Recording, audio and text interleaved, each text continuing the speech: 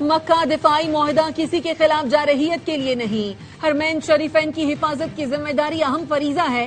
وزیر اعظم شہباز شریف کا کابینہ اجلاس سے خطاب، کہا تینوں ملکوں کے درمیان یہ معاہدہ خطے میں امن، خوشحالی اور سلامتی کے لیے ہے۔ وزیر اعظم نے کہا بدقسمتی سے پاکستان کے کچھ علاقوں میں دہشت گردی ہوئی، ایک بار پھر ملک دہشت گردی سے پاک ہوگا اور ترقی کی طرف گامزن ہوگا۔ شہباز شریف نے کہا آزاد کشمیر کی عوام نے نون لیگ کو بھرپور ووٹ دیا، آزاد کشمیر میں دوبارہ ترقی اور خوشحالی کا سفر شروع ہوگا۔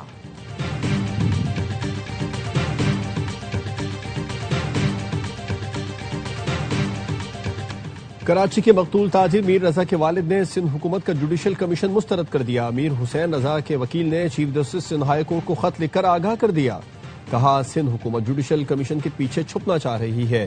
میر رضا کے والدین کیس کی جوڈیشل انکوائری نہیں کرانا چاہتے، عدلیہ پر بھروسہ ہے، مگر حکومت جوڈیشل کمیشن کے نام پر کیس کو متنازع بنانا چاہتی ہے۔ وزیر داخلہ سندھ کہتے ہیں کہ متاثرہ خاندان کے اطمینان کے لیے عدالتی تحقیقات کا فیصلہ کیا تھا۔ میر رضا کے والدین کی استدعا پر فی الحال عدالتی کمیشن بنانے کا فیصلہ مؤخر کر دیا۔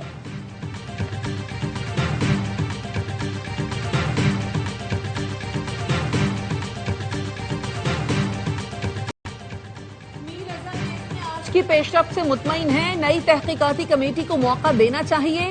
انتظار ہے کہ نئی تحقیقاتی ٹیم کیا نتائج سامنے لاتی ہے۔ 3 سے 4 دن میں تحقیقات کے نتائج سامنے آ سکتے ہیں۔ والد میر حسین کا کہنا ہے حقائق پہلے سامنے آ جاتے تو شاید خبر کشائی کی ضرورت پیش نہ آتی۔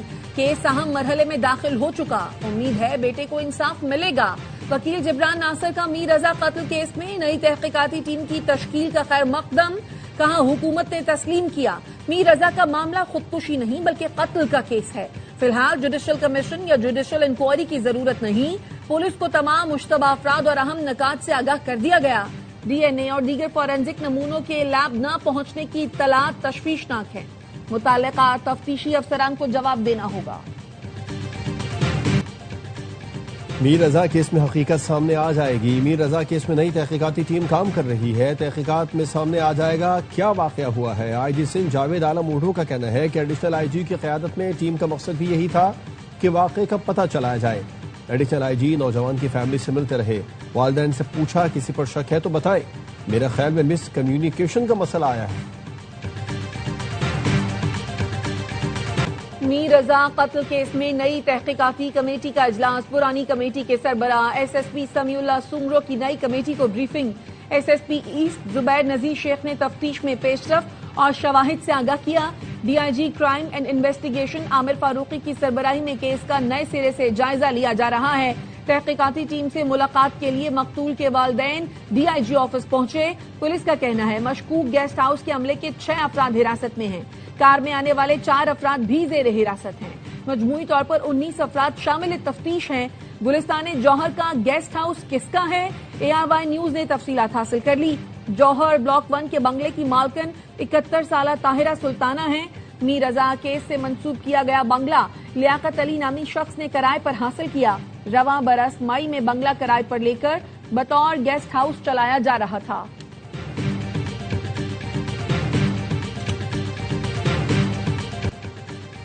آزاد کشمیر میں انتخابات کا تیسرا مرحلہ، باغ کے 3 اور حویلی کے 1 حلقے میں پولنگ کا وقت ختم، ووٹوں کی گنتی جاری۔ نون لیگ اور پی پی میں کانٹے کا مقابلہ متوقع۔ ضلع باغ میں 2 سابق وزرائے اعظم سردار عتیق اور سردار تنویر الیاس سمیت 73 امیدوار میدان میں ہیں۔ پیپلز پارٹی کو انتخابات کے تیسرے مرحلے پر بھی اعتراضات، انتخابی عمل میں بے ضابطگیوں کی شکایات کے انبار لگا دیے۔ Chief election commissioner Azad Kashmir کو مراستہ، LA 14، 15، 16 میں انتخابی بے ضابطگیوں پر فوری کارروائی کا مطالبہ۔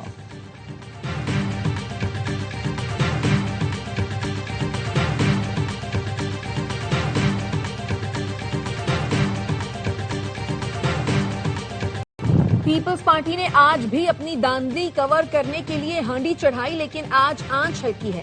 توقع ہے پیپلز پارٹی الٹی گنتی کو سیدھا کر دے گی اور نون لیگ کو کامیاب ہونے پر مبارکباد دے گی۔ رانا ثناء اللہ کا کہنا ہے آزاد کشمیر کے عوام نے اپنے نمائندوں کو مینڈیٹ دے دیا، الیکشن روکنے کے خواہش مند عناصر کامیاب نہیں ہو سکے۔ امید ہے دھرنے والے حقائق کا ادراک کرتے ہوئے دھرنا ختم کر دیں گے۔ ہتھیار اٹھانے اور دشمن کا آلہ بننے والے عناصر کو قانون کا سامنا کرنا پڑے گا۔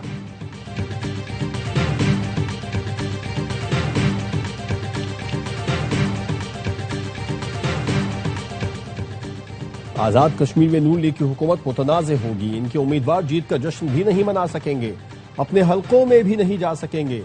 پیپلز پارٹی کے رہنما پلوشہ خان کی پریس کانفرنس، کہا جعلی مینڈیٹ والے آنچ تیز ہونے پر ماتم شروع کر دیں گے، ہم آپ کے اتحادی ضرور ہیں، غلام نہیں، اینٹ ماریں گے تو پتھر سے جواب دیں گے۔ شیلہ رضا نے کہا آپ حکومت تو بنا لیں گے لیکن کر کچھ نہیں سکیں گے۔ شرمیلا فاروقی نے کہا پنجاب میں سی سی ڈی کرائم کنٹرول کرنے کے بجائے ڈیتھ اسکواڈ بن گئی ہے، سی سی ڈی نے 670 انکاؤنٹر کیے، کیا عدالتیں بند ہو گئی ہیں؟ بچوں سے زیادتی کے سب سے زیادہ کیس پنجاب سے رپورٹ ہوتے ہیں، ایسے شہر کا کیا فائدہ جہاں بچے محفوظ نہیں۔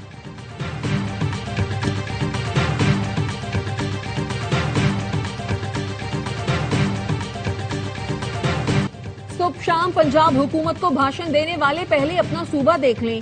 سندھ حکومت میر رضا قتل کیس ابھی تک حل نہیں کر سکی۔ وزیر اطلاعات پنجاب عظمہ بخاری کہتی ہیں پنجاب میں فیک کیس کہہ کر رپورٹس نہیں چھپائی جاتی، نہ ہی کوئی اعلیٰ شخص تھانے آتا ہے، ہم کھوکھلے نعروں پر نہیں عملی اقدامات پر یقین رکھتے ہیں۔ پیپلز پارٹی والے ہارے ہوئے لوگ ہیں جو پنجاب پر غصہ نکالتے ہیں، جہاں ہار جائیں وہاں دھاندلی کا رونا روتے ہیں اور جہاں جیت جائیں وہاں خاموش ہو جاتے ہیں۔ وزیر اطلاعات پنجاب عظمہ بخاری کہتی ہیں لوگ پیپلز پارٹی کے جلسوں میں آنے کے لیے تیار نہیں تھے تو ووٹ کون ڈالے گا؟ کیا جن حلقوں میں پیپلز پارٹی جیتی کیا وہاں الیکشن کمیشن سندھ تھا؟ پیپلز پارٹی کو سسٹم پر اعتراض ہے لیکن سسٹم سے باہر بھی نہیں نکلتے۔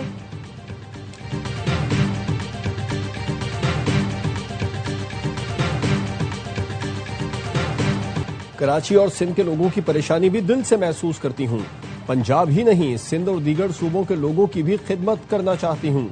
وزیر اعلیٰ پنجاب مریم نواز کی آکسفورڈ یونیورسٹی پریس پاکستان کے وفد سے ملاقات میں گفتگو، کہا اللہ کے فضل سے اب لوگ سرکاری اسکولوں میں داخلوں کے لیے کوشاں ہیں۔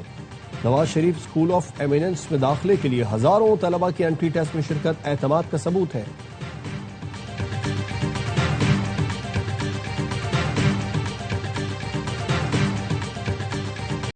اسلام آباد کب جانا ہے یہ 27 اگست کے بعد بتائیں گے، وزیر اعلیٰ خیبر پختونخوا سہیل آفریدی کا وسیم بادامی کو انٹرویو، کہا احتجاج ایک دن یا ایک جگہ پر نہیں ہوگا، ریاستی مشینری استعمال کریں گے نہ ریاستی وسائل، بانی کی رہائی اور ملاقاتوں سے پابندی اٹھانے کی بات ہوگی، مطالبات کی منظوری تک پیچھے نہیں ہٹیں گے، علی امین گنڈاپور سمیت تمام لیڈرشپ ایک کنٹینر پر ہوگی۔ وزیر اعلیٰ خیبر پختونخوا کا کسی ٹی وی چینل کو پہلا انٹرویو دیکھیے آج 7:03 پر وسیم بادامی کے ساتھ ARY نیوز پر۔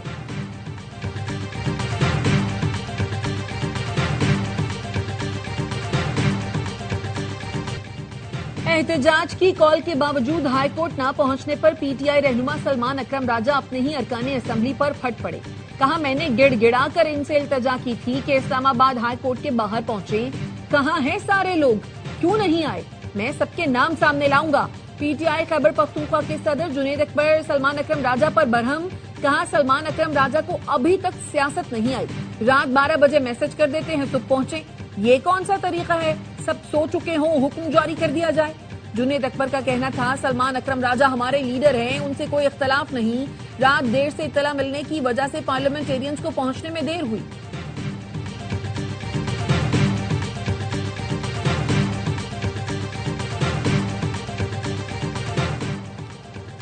کل سپریم کورٹ کے سامنے دھرنا دیں گے، کل اور جمعرات کو بانی پی ٹی آئی سے ملنے جائیں گے، ملاقات نہ ہوئی تو جمعرات کو ہر چوک ڈی چوک بنا دیں گے۔ بانی پی ٹی آئی کی فیملی گارنٹی دیتی ہے کہ وہ ملاقات کے بعد سیاسی گفتگو نہیں کرے گی۔ وزیر اعلیٰ خیبر پختونخوا سہیل آفریدی کی پریس کانفرنس، کہا بانی پی ٹی آئی کی صحت ٹھیک نہیں، ہم چاہتے ہیں بانی پی ٹی آئی کا علاج فیملی کی مرضی کے اسپتال میں ہو۔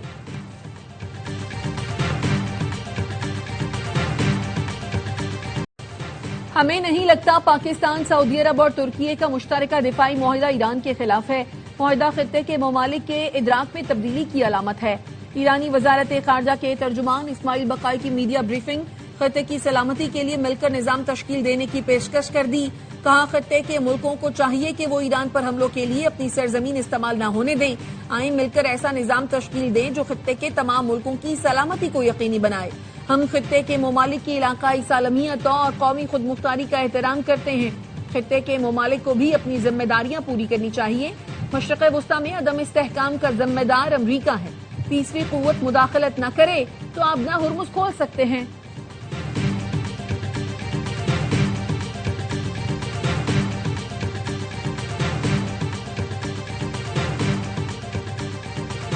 نائب وزیر اعظم اسحاق ڈار اور سعودی وزیر خارجہ شہزادہ فیصل بن فرحان کے درمیان رابطہ۔ ترجمان دفتر خارجہ کے مطابق پاکستان اور سعودی عرب کے درمیان دو طرفہ اور کثیر الجہتی تعاون پر گفتگو ہوئی۔ پاکستان اور سعودی عرب کے درمیان قریبی رابطے اور تعاون جاری رکھنے پر اتفاق۔ اسحاق ڈار اور کویتی وزیر خارجہ کے درمیان ٹیلی فونک رابطہ۔ کویتی وزیر خارجہ نے مکہ مشترکہ دفاعی معاہدے پر مبارکباد دی۔ دونوں رہنماؤں نے علاقائی صورتحال اور مقبوضہ مشرقی بیت المقدس کی صورتحال پر بھی تبادلہ خیال کیا۔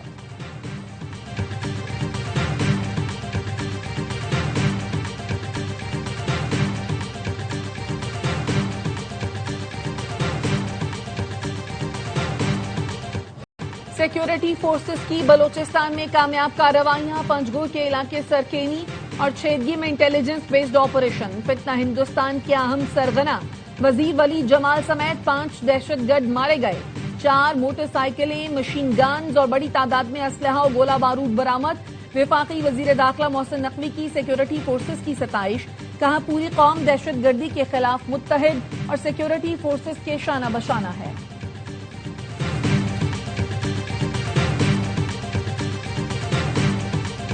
خاتون اول آصفہ بھٹو زرداری نے کورنگی میں centre for autism rehabilitation and training کا افتتاح کر دیا۔ کہا آٹزم سے متاثرہ بچوں کو تعلیم، تربیت اور مساوی مواقع فراہم کرنا ہماری مشترکہ ذمہ داری ہے۔ خصوصی بچوں اور ان کے خاندانوں کی معاونت کے لیے سندھ حکومت اپنی کوششیں مزید مؤثر بنائے گی۔ آٹزم سے متاثرہ بچوں کی صلاحیتیں غیر معمولی ہیں، انہیں آگے بڑھانے کے بھرپور مواقع دینا ہوں گے۔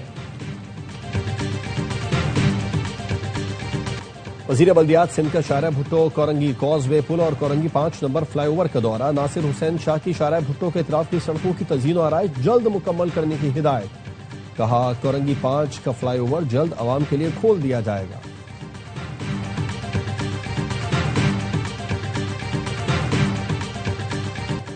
جولائی میں 3 ارب 63 کروڑ کی ریکارڈ ترسیلات زر موصول، گزشتہ سال کی نسبت 13% کا اضافہ۔ سب سے زیادہ ترسیلات زر 91 کروڑ 30 لاکھ ڈالر سعودی عرب سے موصول ہوئے۔ متحدہ عرب امارات سے 737 ملین اور برطانیہ سے 555 ملین ڈالرز پاکستان بھیجے گئے۔ ریکارڈ ترسیلات زر موصول ہونے پر وزیر اعظم کا اظہار اطمینان، کہا اوورسیز پاکستانیوں کا ملکی معیشت کے استحکام میں مثبت کردار لائق تحسین ہے۔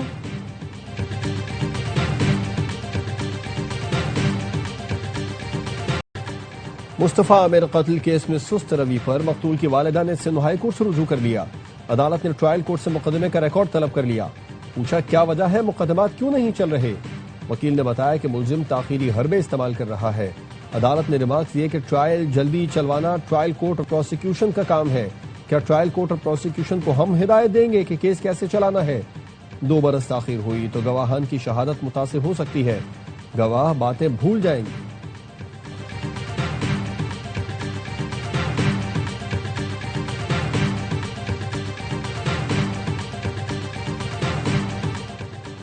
بھارتی ریاست جھارکھنڈ میں طلبہ کے احتجاج پر پولیس ٹوٹ پڑی۔ رانچی میں امتحانی بے ضابطگیوں کے خلاف احتجاج، فورسز نے مظاہرین کو منتشر کرنے کے لیے لاٹھی چارج کیا، متعدد نوجوان زخمی۔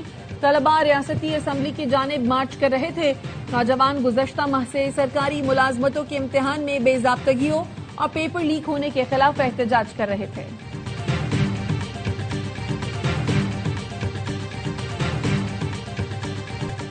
سال کا سب سے طاقتور ترین سمندری طوفان ڈولفن چین کے مشرقی ساحل سے ٹکرا گیا۔ 150 کلومیٹر فی گھنٹہ کی رفتار سے ہوائیں چلتی رہیں۔ شنگھائی میں 1400 پروازیں منسوخ کر دی گئیں۔ بدھ تک کئی علاقوں میں شدید بارشوں، سیلاب اور لینڈ سلائیڈنگ کا خطرہ۔ 10 لاکھ سے زائد افراد محفوظ مقامات پر منتقل۔